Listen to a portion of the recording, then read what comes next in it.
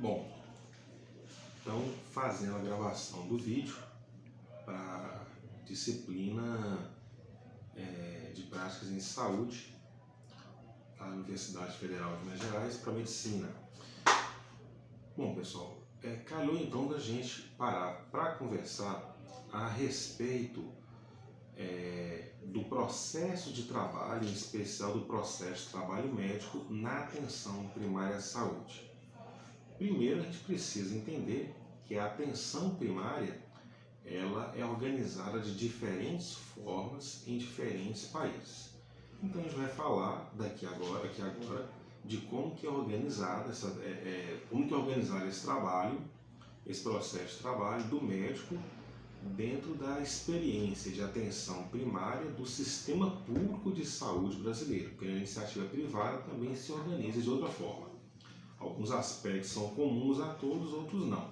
Aqui no Brasil, então, a gente segue com a estratégia de saúde da família. Ela começa lá nos anos 90 como um programa de saúde da família, alguns vão falar assim ainda, PSF, né? E depois ele é tomado aí como uma estratégia de reorganização da atenção primária do país. E aí, então, ele se consolida como uma estratégia não só do governo, mas como uma estratégia de Estado, porque você passa a entender que é assim que vai organizar. O que vai ser organizado? Tem aqueles críticos que vão dizer que isso vai mudar, que não vai ser assim. Sim, pode mudar para se tornar algo melhor, mas não volta a ser o que era antes, que era aquela estratégia com vários especialistas ali na porta de entrada. E isso já é muito bem comprovado que não funciona. Vários países tentaram fazer o chamado modelo SEMARO, que é o que você tem um clínico, um pediatra e um ginecologista, e esse modelo fracassou em Cuba, fracassou na União Soviética e fracassou em vários países pelo mundo, tanto da Europa, Estados Unidos e alguns espaços tentaram também. Isso não deu certo. Tem esse nome SEMARO, que era o nome do ministro soviético que implantou esse formato num certo momento. E aqui então a gente vai trabalhar o nosso modelo aqui. BH antigamente ele tinha esse modelo, ainda tem resquício desse modelo de clínico, pediatra, ginecologista, mas ele começa a trabalhar aqui com a estratégia de saúde da família, onde você tem um profissional médico, um enfermeiro, os técnicos de enfermagem e os agentes comunitários de saúde. Agentes comunitários que vão fazer um elo com a comunidade e tentar ajudar nesse processo de coordenação, estando ali mais próximos e levando essa informação para os profissionais. É interessante que houve uma época, quando implantado o programa de agentes comunitários de saúde, ele é anterior à estratégia de saúde da família, e quando, na época, vários profissionais falavam do seguinte, que a agente de saúde só servia para ficar trazendo problema, que isso era muito ruim. E o engraçado é que hoje, quando a gente olha para essa crítica lá atrás, a gente para e pensa o seguinte, que não está errado, porque na verdade o agente de saúde é para trazer esses problemas.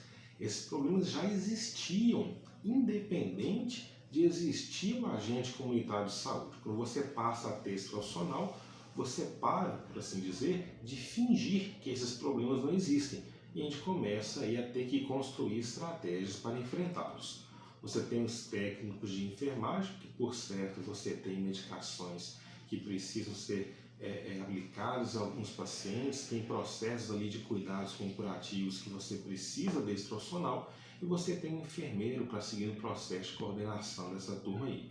E tem o profissional médico, que vai atuar exercendo um papel clínico dentro dessa equipe, porque não dá para a gente achar que o trabalho ali ele vai se dar só com base de conhecimento do que tem para a população ou com modelos só preventivos. Hoje nós precisamos também de uma atuação clínica, e tem uma atuação clínica de outros profissionais também.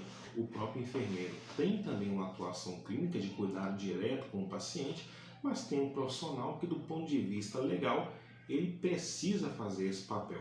E aqui no Brasil, então, o que vai sendo colocado nas portarias ministeriais é que você vai ter um profissional médico para fazer esse trabalho, preferencialmente um profissional que tem especialização ou a residência em medicina de família e comunidade, porque foi aí o que deu certo nos outros países, né? Você tem um profissional que vai ter essa visão sobre os vários ciclos de vida familiar. e precisa dele porque vai ser mais efetivo e de menor custo, inclusive, do que você ter vários médicos diferentes ali. E ele vai conseguir integrar o conhecimento de toda aquela turma. Não porque ele seja bonzinho, mas é porque é assim que funciona o trabalho desse profissional médico. Esse processo de trabalho ele tem algumas premissas, ele tem alguns conceitos importantes para entender como que ele funciona. Se nós pegamos, por exemplo, o paciente hoje dentro de uma unidade hospitalar. A unidade hospitalar ela é tida hoje como uma unidade militarizada. Em que sentido? No sentido de que ela tem tudo muito bem esquadrejado e muito bem comandado. E ela precisa ser assim mesmo. O hospital ele precisa ser assim.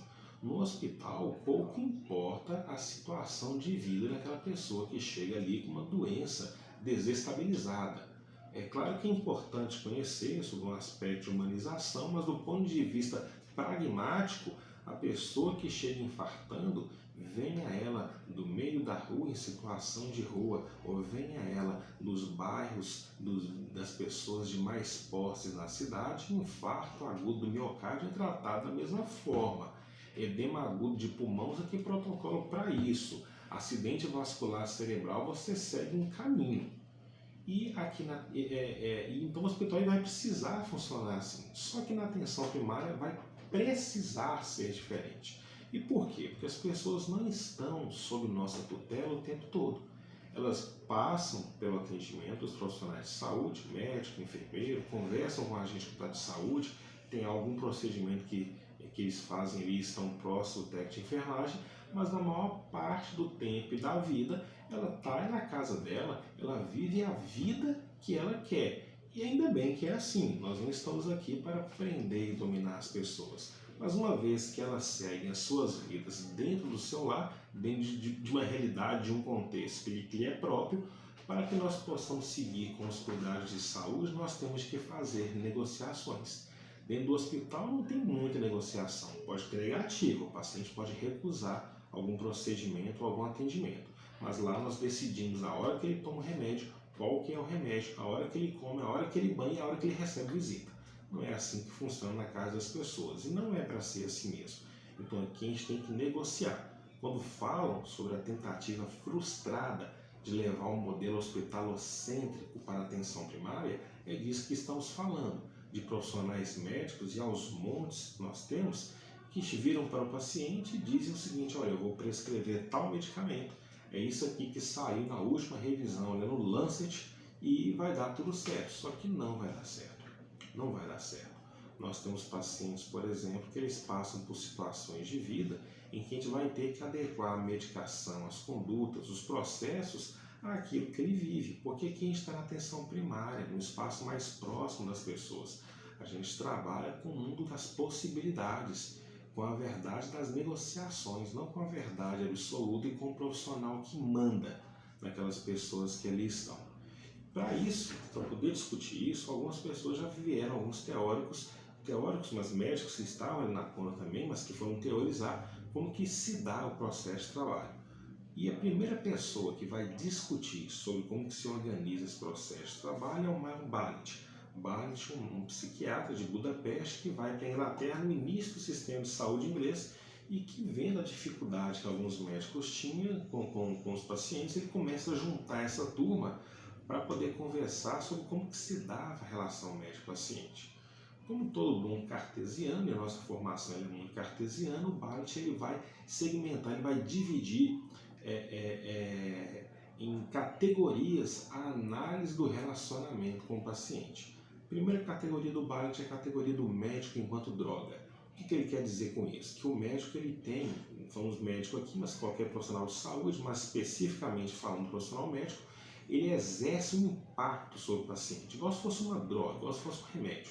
Pode ter efeitos benéficos, pode ter efeitos colaterais, mas é esperado que ele tenha algum tipo de impacto.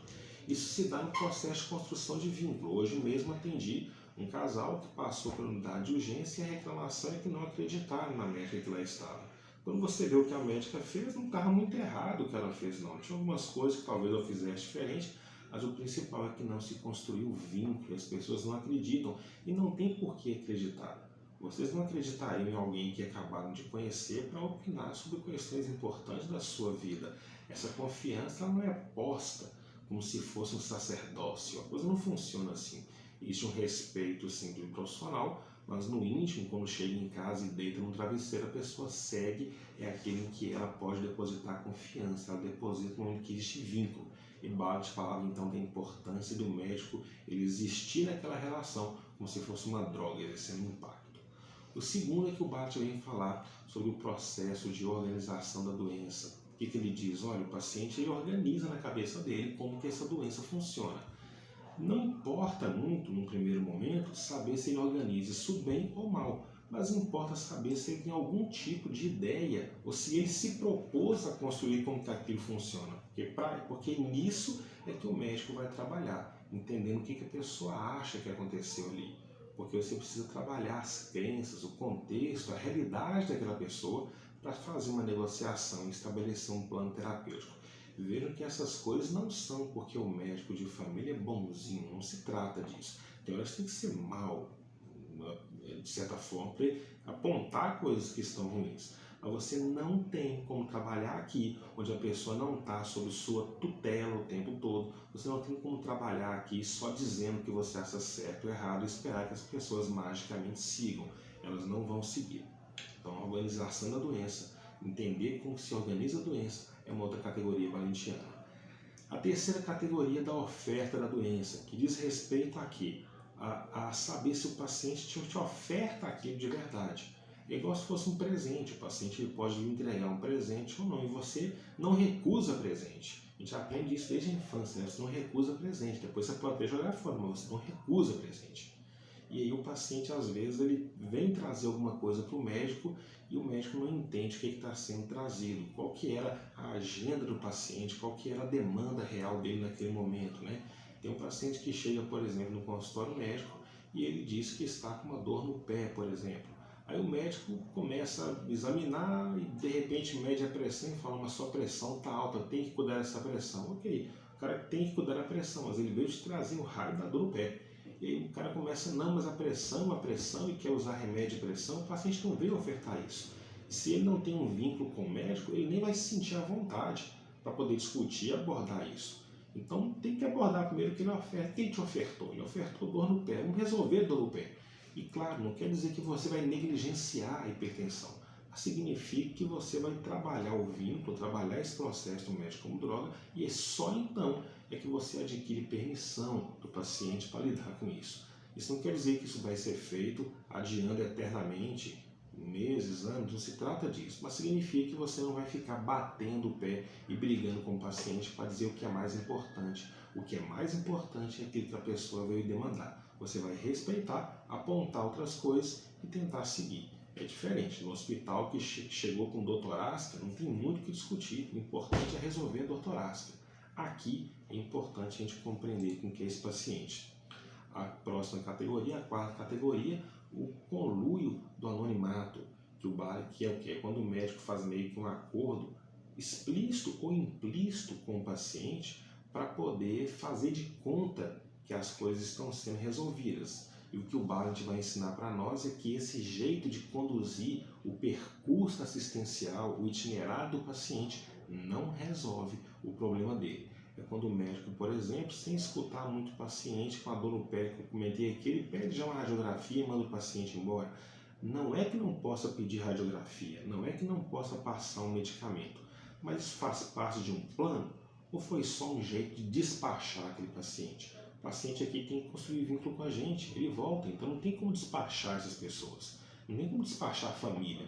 A família está ali para o resto da vida com você, você tem como negociar e organizar como que vão se dar esses encontros, mas não tem como você despachar as pessoas. Então isso é o conluio do anonimato. Quando isso ocorre, o Bartlett fala e ele alerta com muita assertividade que isso não ajuda na condução daquele processo. A quinta categoria bartlettiana é a categoria da função apostólica, que é quando o médico, de repente, ele se coloca como se ele fosse um apóstolo da boa saúde. E aí tem um negócio complicado, porque saúde não é objetivo de vida de ninguém, não deveria ser. Saúde é um recurso para as pessoas viverem bem. Tem uma piada que o pessoal conta, que é do cara que foi no médico e perguntou, doutor, você acha que eu vou viver até os 100 anos? Aí o médico pergunta, depende, você fuma? Não, doutor, nem sei o que é isso. Bebe? Não, nunca pus álcool na boca.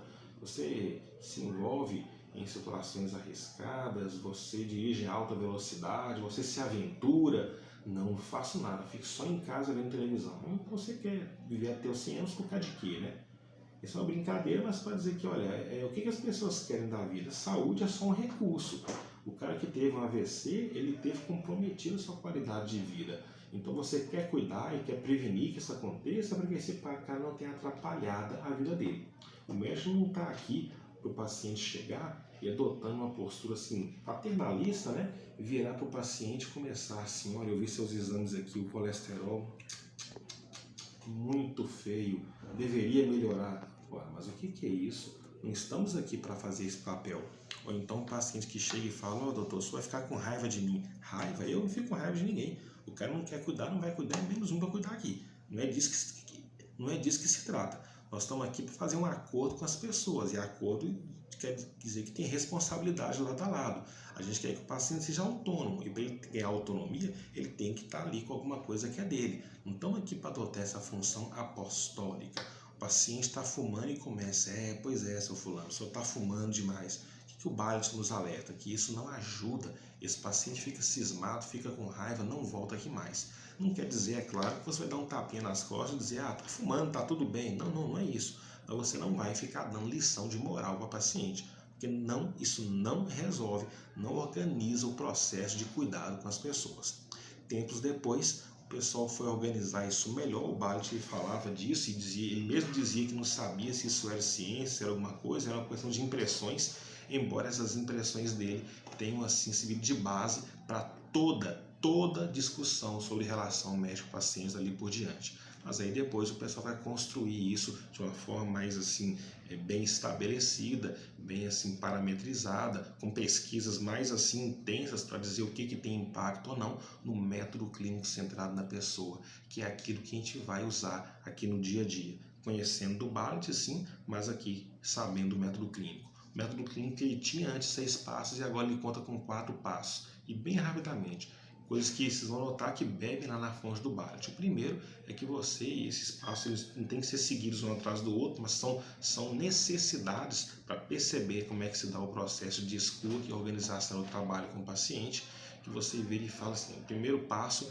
é o passo de explorar a experiência da doença, que é o quê? Você tem que saber como é que esse paciente entende a doença. Ele entende alguma coisa da doença, ele acha que essa doença vai causar o que nele? Ele acha que como que ele tem que ser tratado? Vamos tentar entender o que o paciente pensa, porque a partir disso é que a gente vai construir as formas de cuidado. Segundo passo é compreender um paciente como um todo. Nós temos instrumental para isso na medicina de família, genograma, ecomapa, que a gente tem que traçar, e fora as conversas com os agentes de saúde que vão trazer muito para a gente entender o contexto, porque se não compreender o contexto, não há como montar plano terapêutico.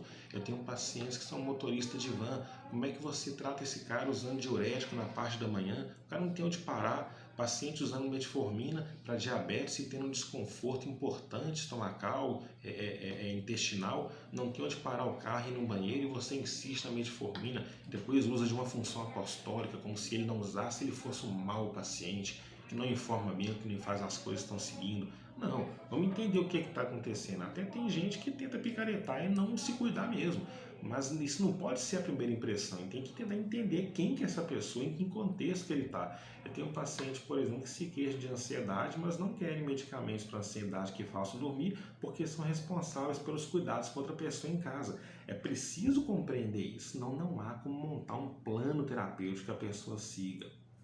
A terceira categoria o terceiro passo do método clínico centrado na pessoa é a construção de um plano comum de manejo. Quer dizer o quê? Que você vai montar um plano, mas em acordo com o paciente. Vai esclarecer o que é o plano, por que é o plano, ajudar a organizar o processo da doença na cabeça dele. A partir dali é que vocês fazem um acordo por seguir aquilo ou não. Tem paciente que não topa, tem paciente que tem que seguir de um jeito diferente do hospital, onde a gente manda e a gente coordena o negócio. Mas aqui você tem que negociar. E esse é um ponto central dentro do método clínico centrado na pessoa. E o quarto passo é da intensificação da relação médico-paciente. Voltando lá no Balit, se você não intensifica essa relação, se você não se coloca acessível para as pessoas, E acessível não significa deixar que todo mundo que bata na porta seja atendido, significa que você tem mecanismos, tem instrumental para poder escutar essas pessoas. Não adianta, as pessoas não se vinculam, que o processo de trabalho não acontece. Isso falando do médico, foi construído muito discute na relação do médico, mas isso vale para todas as profissionais de saúde. Então nós temos hoje a estratégia de saúde da família, uma equipe que está aqui mais próxima da casa das pessoas. A tradução do primary care talvez devesse ser não atenção primária ou atenção básica, como se tentou na época no Brasil, e tudo gerou assim um desconforto grande sobre se estava adequado falar isso ou não, mas talvez fosse primeiro contato, primeiro nível de atenção, porque embora o paciente possa chegar em outros espaços, mas é a partir daqui que a gente coordena o trabalho das pessoas, porque os dois aspectos principais do nosso trabalho são, primeiro, que o contexto impacta no cálculo terapêutico, a partir de saber como que as pessoas estão, é que a gente vai seguir organizando um plano de cuidado. E segundo, que a gente trabalha com coordenação de cuidados. É isso que a gente faz. A gente está aqui para ajudar as pessoas a fazerem o itinerário de vida, o percurso de vida delas, para que as questões de saúde e de doença não sejam um impeditivo para ela ter uma vida plena e feliz.